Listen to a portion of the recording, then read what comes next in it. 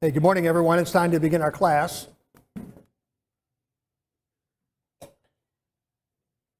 Mike threatened to go get his elder air horn from the back and start blowing it really loud. There he goes right now, so we'll go ahead and get started. This morning we'll be continuing our study in the book of Acts, starting in chapter 24. Before that, I know it's your favorite time of the class where we have our weekly quiz.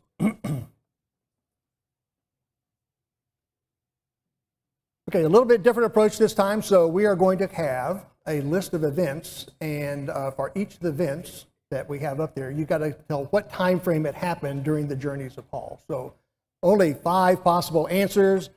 Randomly, you can get 20% of these easily, 10 questions. So first, second, third journey, or the meeting in Jerusalem, chapter 15, or Paul's incarceration starting in the middle of 21 through 23 that Daniel covered in Wednesday, I guess it was. Okay. These should be pretty simple. So, number 1, Paul and Silas sing in a Philippian jail. When did that occur? Blank stares. Good. Which journey? 2. Okay. Second journey. Okay, we see how the game goes now. Okay? So, easy enough. Paul declares that he's a Roman to avoid getting a scourging.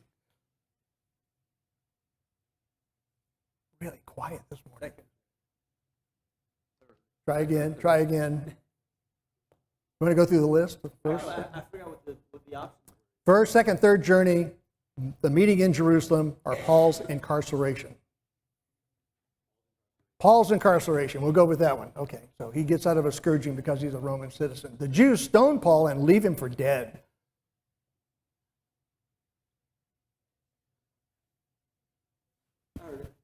First journey, okay, there we go. I'm giving clues here now. Okay, there was a big dispute over Gentile converts and circumcision. First, second, how about the meeting in Jerusalem? We'll go with that one. Someone's whispering it back here. Really? Okay, we're going to get a microphone for the people that are whispering. Okay. Next, Paul brings a benevolent gift to the church in Jerusalem. Now, this may be a little bit unfair, because we alluded to this by referring to passages in Romans and 1 Corinthians, but it did happen on one of the journeys. Which one was it? 3. Okay, third journey. There we go. Got it going here. Great. Paul appoints elders in every church that he established. Could have been all the Specifically mentioned in the first journey, yes. Acts chapter 14. Okay, Paul declared, I am a Pharisee, and splits the Jewish council. What? I heard various ones. We're going to go with Paul's incarceration, just the last couple of classes. Almost done here, guys. Paul declared the unknown God in Athens. Which journey was that? Second journey, absolutely. Here we go. Not even Titus was compelled to be circumcised. Again, unfair, because that's not mentioned in Acts, but we alluded to it from passages in Galatians that refer to the same event. So when was that? Jerusalem meeting, where they're having the debate about whether Gentiles have to be circumcised in order to be saved. The answer was no. Okay, last one. The disciples in Troas met on the first day of the week to break bread. Anyone? Man, everyone's shy this morning. Third journey.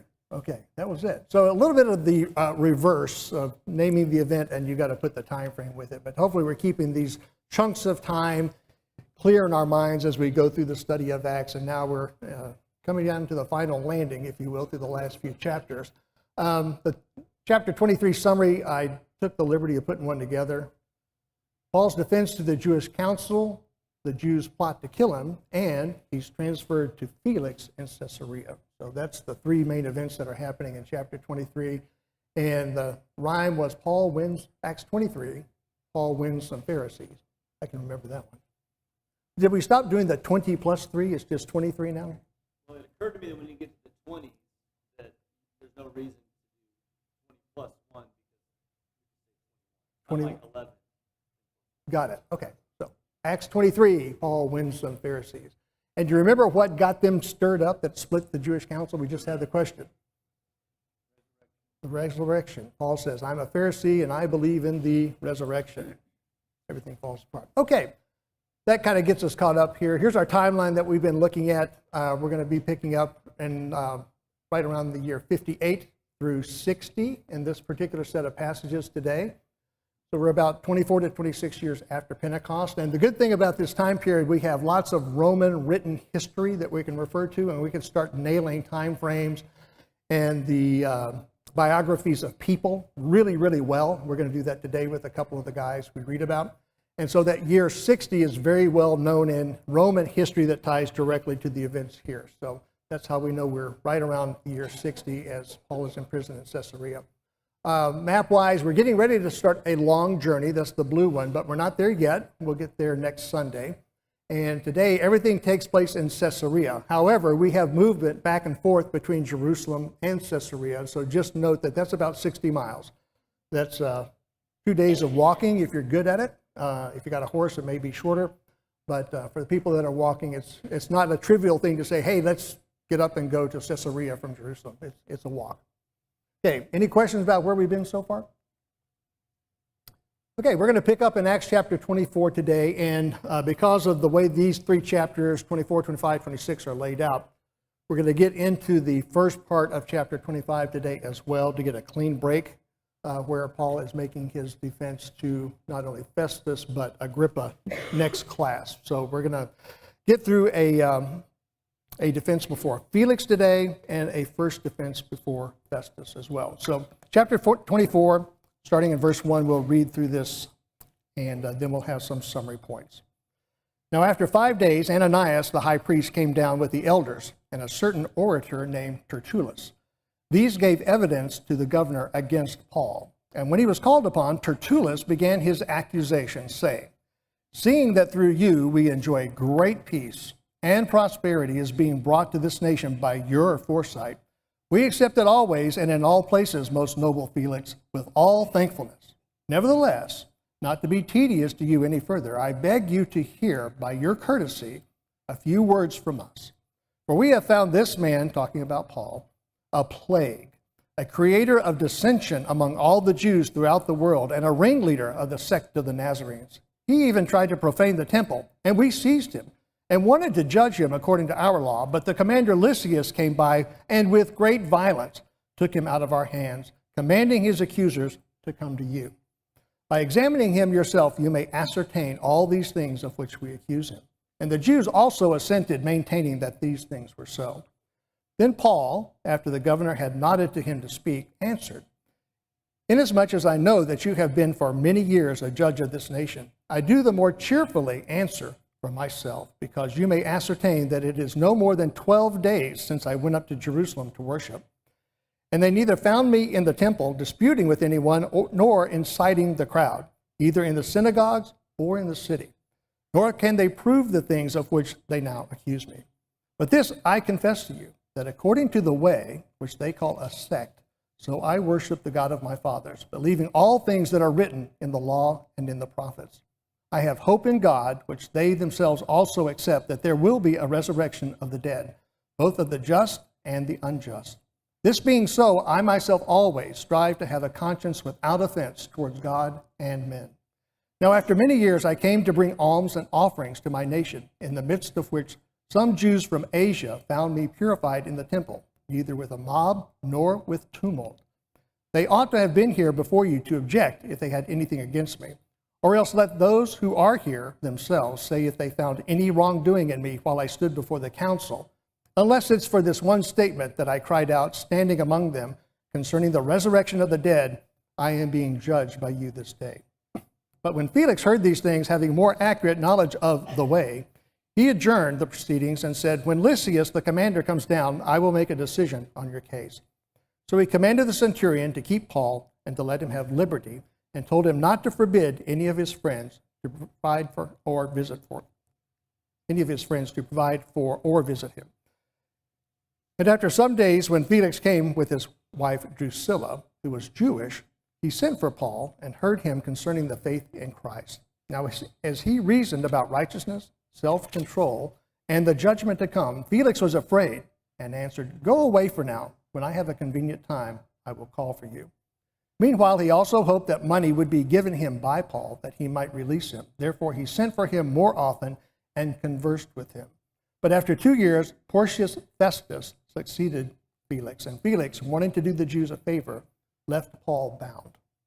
Now, when Festus had come to the province after 3 days, he went up from Caesarea to Jerusalem. Then the high priest and the chief men of the Jews informed him against Paul, and they petitioned him, asking a favor against him, that he would summon him to Jerusalem, while they were laying an ambush along the road to kill him. But Festus answered that Paul should be kept in Caesarea, and that he himself was going there shortly. Therefore he said, "Let those of you who have authority among you go down with me and accuse this man to see if there is any fault in him." And when he had remained among them more than 10 days, he went down to Caesarea. And the next day, sitting on the judgment seat, he commanded Paul to be brought. When he had come, the Jews who had come down from Jerusalem stood about and laid many serious complaints against Paul, which they could not prove, while he answered for himself, "Neither against the law of the Jews, nor against the temple, nor against Caesar have I offended in anything at all." But Festus, wanting to do the Jews a favor, answered Paul and said, "Are you willing to go up to Jerusalem and there be judged before me concerning these things?" So Paul said, "I stand at Caesar's judgment seat, where I ought to be judged. To the Jews I have done no wrong, as you very well know.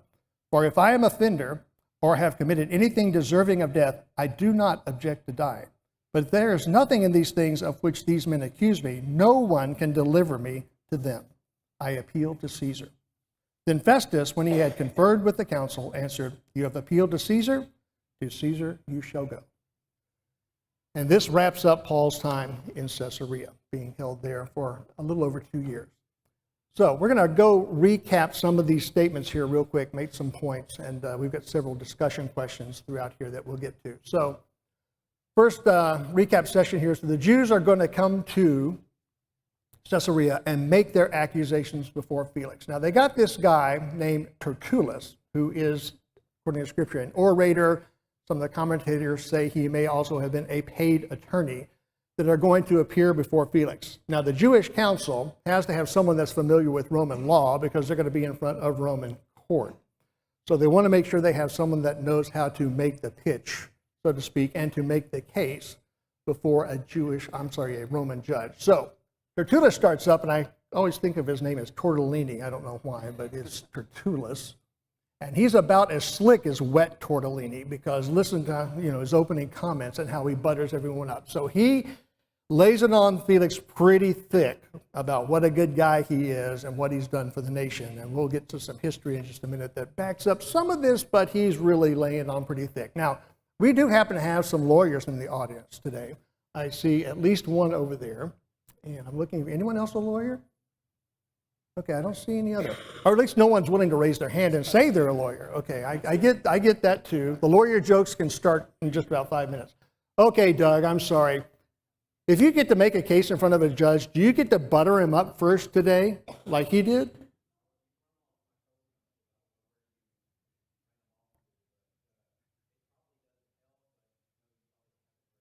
You don't get to do that today, do you? Okay. From what I could read in the commentaries, this was pretty common practice to butter up the Roman judge. So he may have just been playing the game, but he does lay it on very, very thick. So he starts to lay out the charges after buttering Felix up a little bit. And his first statement is that Paul's a plague. Wow, that's just really specific, isn't it? It kind of paints a picture of just how bad this guy is. He's a plague. And what do you want to do with any plague?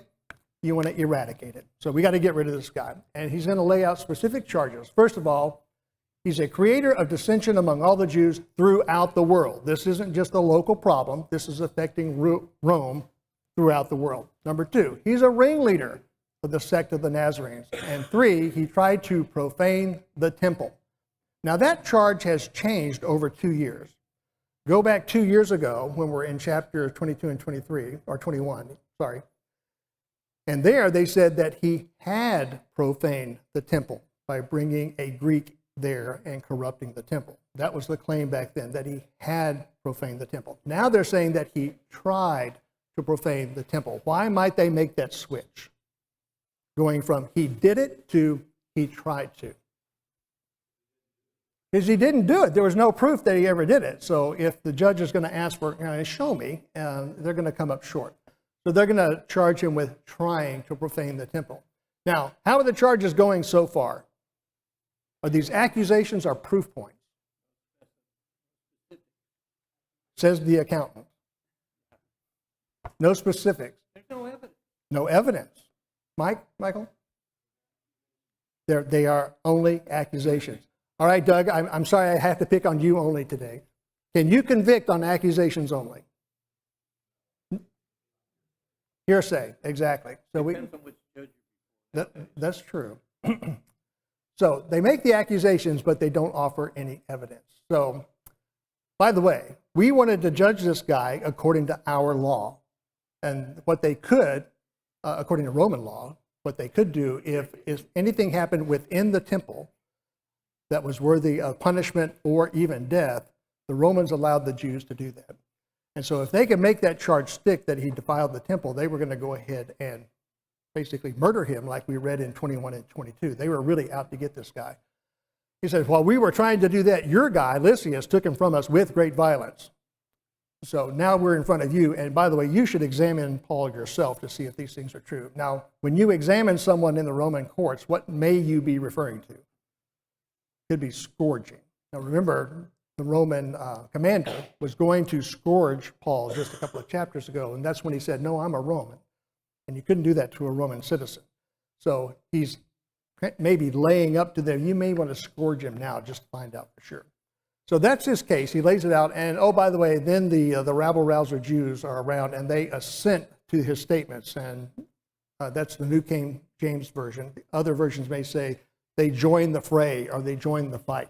They're hurling accusations. So again, they're not offering proof points. They're just making the accusations against Paul. So that's where he leaves it. All making sense so far? Bunch of accusations, no proof. Here we are in front of Felix. So before we read about what Paul says, let's read a little bit about who this Felix guy was. Like I said before, we've got history now that we can go back to and start matching up Bible and Scripture to what was actually recorded in history. So that's a nice little picture on the coinage that was minted for Felix once he was governor of the region of Palestine. Great looking guy. Okay, so Felix was a former slave, some say a courtier, or a member of the royal household, along with his brother, and he served in the household of Agrippina, the mother of Emperor Claudius. So he comes from a slave servant kind of background to begin with. He was promoted by Claudius to be a provincial ruler. He had one province before he got to Palestine. Then he's gotten to Palestine in about 6 years ago. So he's been there for a while when he gets to Palestine. According to the historians, he had a lot of corruption in his administration. I know we are shocked to hear that there's corruptions in government positions. I know that never happens today, but here it happened in Rome. And Tacitus says he exercised the authority of a king with the temper of a slave. Ooh, that's not a good image. Another writer says he was greedy, savage, treacherous, unjust, steeped in the blood of private murder and public massacre during the 8 years of his ruling. Not a good guy. However, the first part of what Tertullus, not Tertullini, Tertullus had said was true. He had restored tranquility and kind of quieted down some bad guys that were in the region at the time. And there's plenty of writings about what he did to do that. So that part was actually true. Now, going on just a little bit, because it comes into the latter part of chapter 24, he was married to the lady called Drusilla.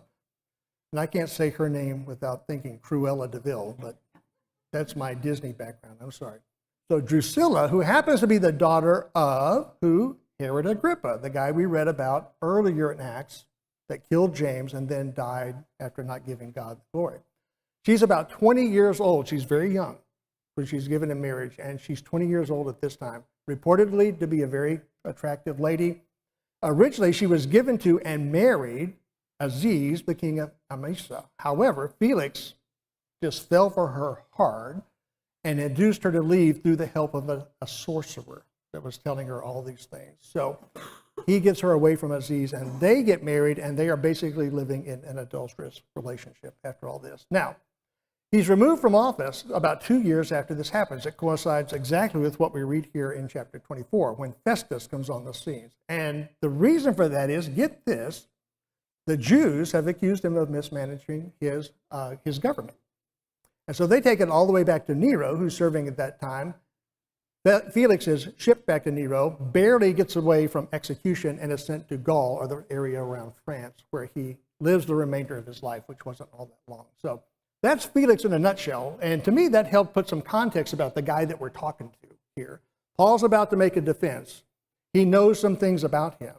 And here's his background. Not a good guy, tends to be violent, and definitely not a moral guy. And he's done some good things for the nation, but overall, he's not got a good reputation here. Okay, so we get into Paul's defense before him. Now, look at the first thing, having that as background. Look at the first thing that Paul says. He says, Paul will cheerfully answer for himself before Felix. Now, I thought that was kind of odd. If Felix has that bad of a reputation, he said he's cheerfully going to defend himself before him. But it's because he's been a judge there for many years. So he should be familiar with both the Jewish and the Christian side of things. We're going to see that in just a minute. And be aware of what the Jews are all about. Now, given what we just read about what the Jews did to Felix later on, do you think he trusts the Jews at this time? If I was him, I would have had a Kevlar suit, especially on the back, because I'm expecting a knife in the back about any time from the Jews. And sure enough, it happens in a couple of years. So Paul is cheerfully going to give this defense. And he says 3 key points. It's only been 12 days since I showed up in Jerusalem in the first place. And they're accusing me of inciting riots and of doing all these things. It's only been 12 days. And by the way, if you do the math, he was really only in Jerusalem for 3. Because he's been held by the commander there in Jerusalem. He's traveled to Caesarea, and he's been there for about 5 days. So you do the math, and he really was only there for about 3 days. Wasn't found disputing or inciting anyone, either in the temple or out in public. And the Jews, by the way, can't prove any of the charges that they're making. So that's his defense.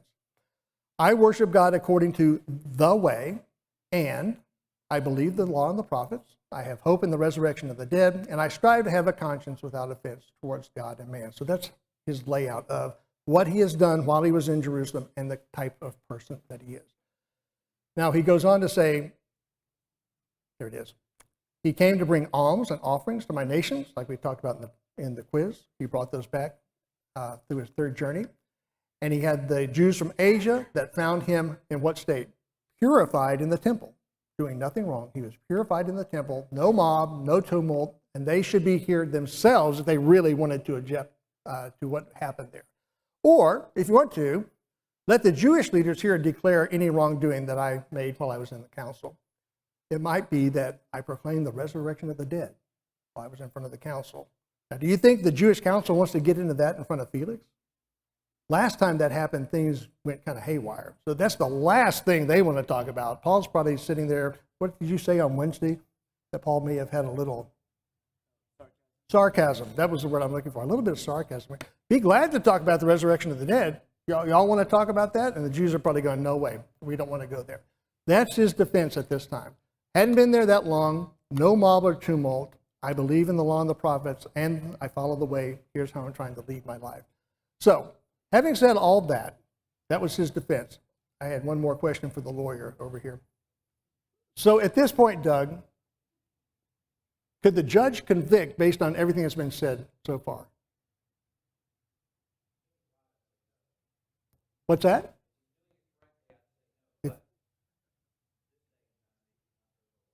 It might work with the wrong judge, that's right. If you do it correctly, the answer should be no. Accusation, no proof. And according to Roman law, you were supposed to let the defendant go at that point if you couldn't prove anything. Now, that doesn't happen because Felix and pretty soon Festus are trying to keep the Jews placated. That's the relationship between Rome and the Jews right now. It's not good. And so you see all these favors being done to kind of keep the Jews happy, if you will.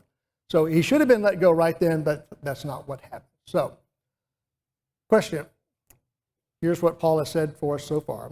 Based on Acts, not only his defense here, but what we've read so far. How does this gospel explain that we are followers of the way, meaning following Jesus, while still believing the law and the prophets? Those would sound like 2 contradictory statements if you're not familiar with the law and the prophets and following Christ. So how does the gospel explain that you can do both at the same time? Brian? Well, I was saying that it's God's word, so all of God's word is truth expressed. All of God's word is truth, as expressed both under the broad umbrella of Old Testament as well as New Testament. Jesus said, "I came to fulfill, not to abolish," and therefore, clearly, as we study the Old Law, the Testaments, we believe it. And he's not saying practice; he's saying, "I believe in the law and the prophets." And of course, all of the moral laws under the Old Law are expressed and commanded in the New Law. Right. Exactly right. Anyone else? To the Jews who didn't want to believe Jesus, there's a stumbling block. We read that specifically in Scripture, that Jesus is a stumbling block for the Jews. They do not want to go past that. But they should have believed in the law and the prophets. Paul believes that. Do we believe the law and the prophets today? Absolutely we do. And we believe it because they point to Christ. So the way in simple format here, so the law and the prophets point to Jesus as the Christ. We now follow Jesus according to Deuteronomy 18, the prophet that came after Moses. And so now we're under a new law and the new prophet. And Jesus shows us the way. And that's how we live our lives now. Daniel, you had another comment? I was going to say that there's a lot, I think, of significance to Christianity being referred to as the way in the book of Acts. But in this conversation, it's interesting to think about the fact that, okay, if it's the way, like a path, the path of Jesus, the way of Jesus, essentially what we're talking about is that if you follow that way back, it's the same way as Abraham and the law of Moses and the history and the story and the prophets of God's people all in the Old Testament. That's what Paul is saying. Paul is saying all of this is just a continuation of everything God has been doing and God has been saying. This is not something different than what I believed before, right? Obviously, it is the fulfillment of it in Jesus. That part of it is new and different. But Paul is saying everything that I'm talking about is simply the continuation of everything God was doing. And I think that's helpful for us. We're so removed, obviously, from that context of the first century and Judaism, everything. We may think of these as kind of two separate paths, right? And Paul is saying, I was on the wrong path, now I'm on the right path. And really what he's saying is that I've just followed the path. Once I saw Jesus, I realized that Jesus is the fulfillment of the path, the way that goes all the way back through the prophets, through the law, to the promise of Abraham, and even before that. Yep, exactly right. So it's actually a continuum. So law and the prophets through Jesus and the way. So to the believing Jew, that's exactly how I think they would see that. For us, I guess we are mostly Gentiles here, but we look back and we see the law and the prophets. We believe what they said because it points to Jesus, like we said, and now we believe in him and follow him on the way that he shows us. So even though that might sound contradictory, and I don't know if it did to Felix or not, but to those not familiar with that, it might sound absolutely contradictory, especially if you're viewing Christianity as a sect and something that's separate from the Jews of old. So that might be confusing, but to us, we see it as the continuum, as Daniel said. Any other thoughts or comments here? Oh, Angel, yes. Yeah, Daniel brought up a good point on how in the first century we're so kind of separated from that now in 2025. But it's always nice to read words like this. And as soon as you asked that question, I thought of Romans chapter 13 when he talks about fulfilling the law through love. And we know that Romans was written around Acts chapter, when he was on his way to Jerusalem, so like right before he's with Felix. And he talks about in verses 8 through 10 how no one anything except to love each other, for the one who loves another has fulfilled the law. And he goes on about the commandments of you shall not commit adultery, you shall not murder.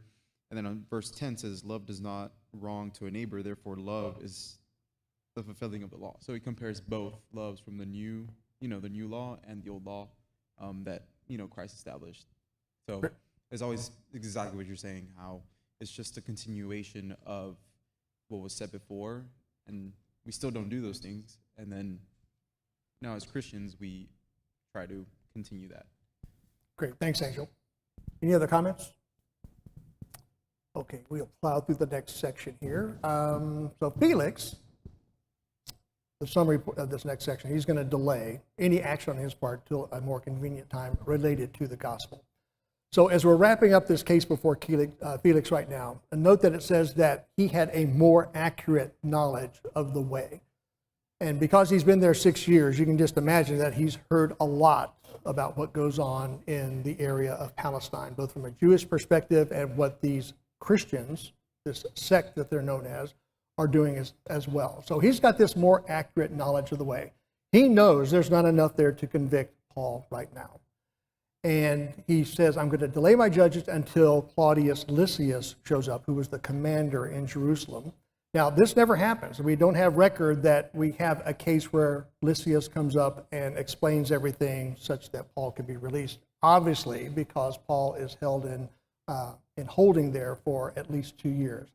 So while he's there, Felix does him a favor and says, I think it's because he knows he's not guilty. He says he's granted liberty and visitations under the supervision of a centurion.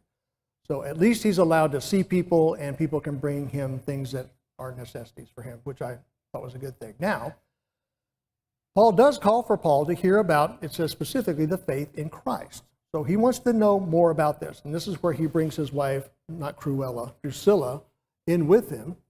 And Paul teaches specifically on 3 things: righteousness, self-control, and the judgment to come. Now, given what we read about Felix before, historically, how on target do you think these 3 topics are for Felix?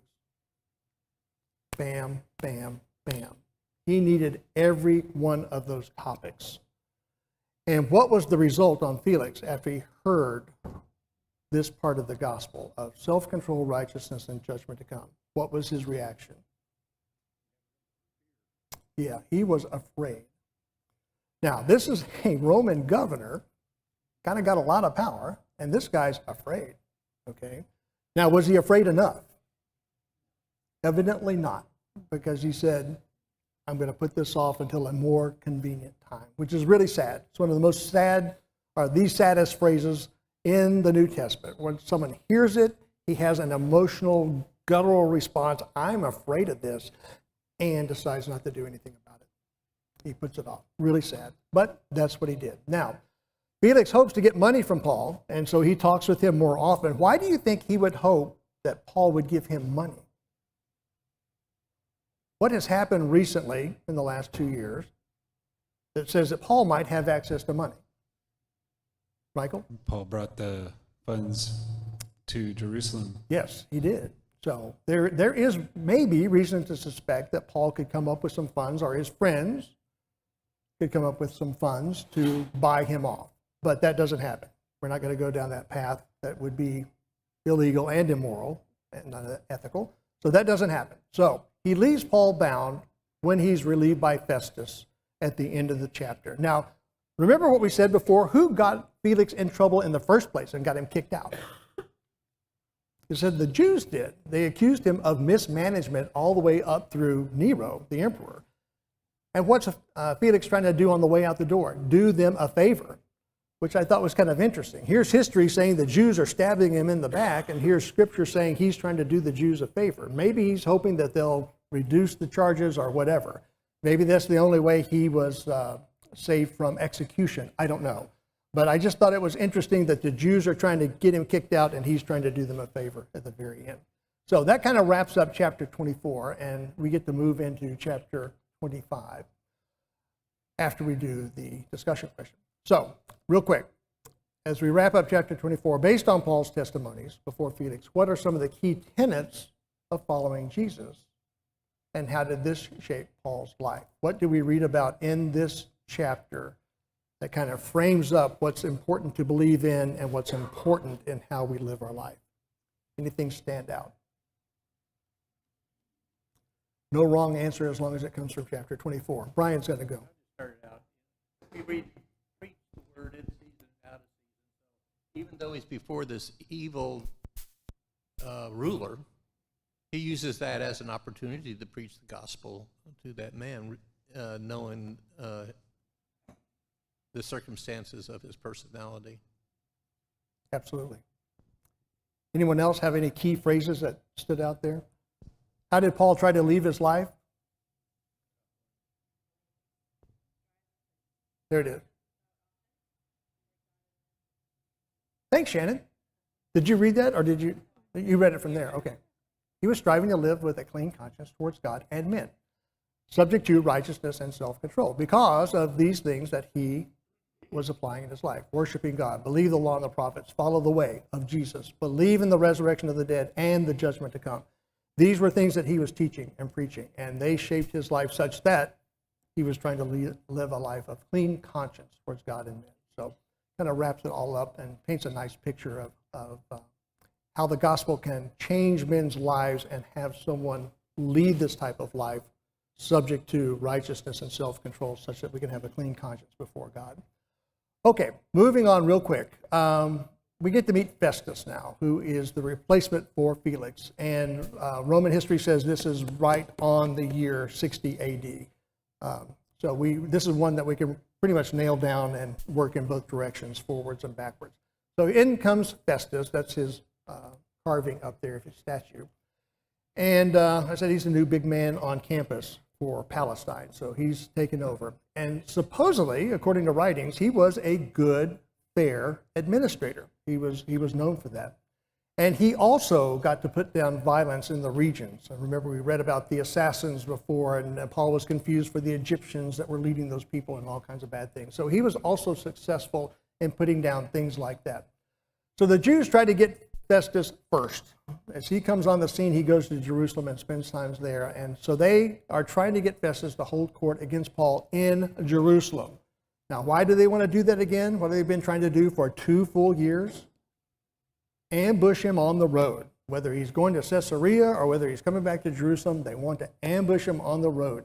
These guys know how to hold a grudge. I mean, if there was an Olympic sport for grudge holding, these guys would get the gold medal every single year.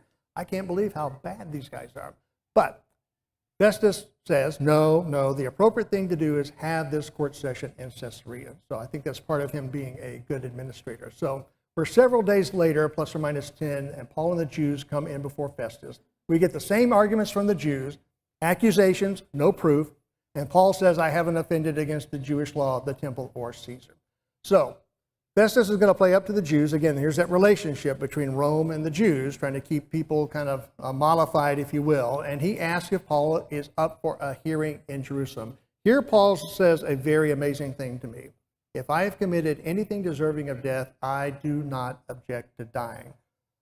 That's such a strong statement, and especially for the cause of Christ. You know, if I've been a Christian and I need to die, he doesn't refuse to die. In this case, he's saying if I've done anything criminal according to Roman law that demands death, I don't object to dying. But I know I haven't. And so Paul declines to go to Jerusalem and appeals to Caesar. So Festus then confers with the Jewish council and says, fine, you're off to see Jesus. Now again, I think Festus is trying to keep the Jews happy, keep them mollified. But Paul has something in the back of his mind that says, I'm going to appeal to Caesar. What do you think is in the back of his mind, based on what the Lord told him just a few chapters ago? The Lord has told him, you're going to go to Rome. Now, how comforting would that be to Paul at this time? No matter what he sees happening, and no matter how bad it gets, he knows he's going to get to go to Rome. I think that's got to be strength that we couldn't possibly understand. That I don't care how bad it gets, I'm going to Rome because the Lord told me so, and I believe the Lord. So this is how everything gets set up. The rest of chapter 25 and 26 will read about Paul's second defense before both Festus and Agrippa. And then he'll be sent to Rome after this. So that's kind of the summary there. I'm going to skip this one so we can talk about some of the applications we might have today. So we talked about the message. We'll go through this quickly. We know exactly what Paul was saying about worshiping God, law and prophets, following the lay, all the things that we just talked about, how it impacted his life, and belief in the judgment to come. There's a couple of applications here. I'm going to skip this one too. Go. There we go. Community. Is there anything that stood out to you, not explicitly stated, but maybe implied, about what can happen as a community of Christians when one of our brothers is in prison? What's that? They ministered to him, or at least Felix gave the opportunity for Paul to be visited and for his needs to be met. Are we asked to do that today as Christians? Jesus said what? Why? Passage of Oh, did I give you the answer? I'm sorry. prison. Exactly. So, right. So when we have Christian brethren in prison and we visit them and tend to their needs, Jesus says that's the same thing as doing it for him. So we have the example from Jesus, the laying out of how we should treat one another. And here, I think there was an opportunity for Christians in Caesarea to do the same thing for Paul. By the way, were there Christians in Caesarea? We know of at least 5. It was Philip and his 4 daughters that could prophesy. Remember that? So there's at least 5, but there's more brethren than that. So they had an opportunity to help care for Paul. So that can apply to us today. And finally, we talk about outreach. And Brian, I'm just going to leverage off what you said before.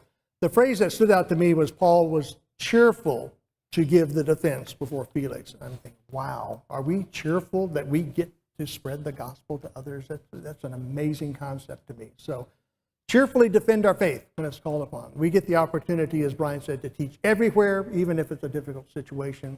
We take advantage of opportunities. And according to what he told Felix and Drusilla, we need to teach what others need to hear. The gospel applies to everyone, but there are certain facets of the gospel that may be more applicable to some person's situation than others. We need to teach what others need to hear.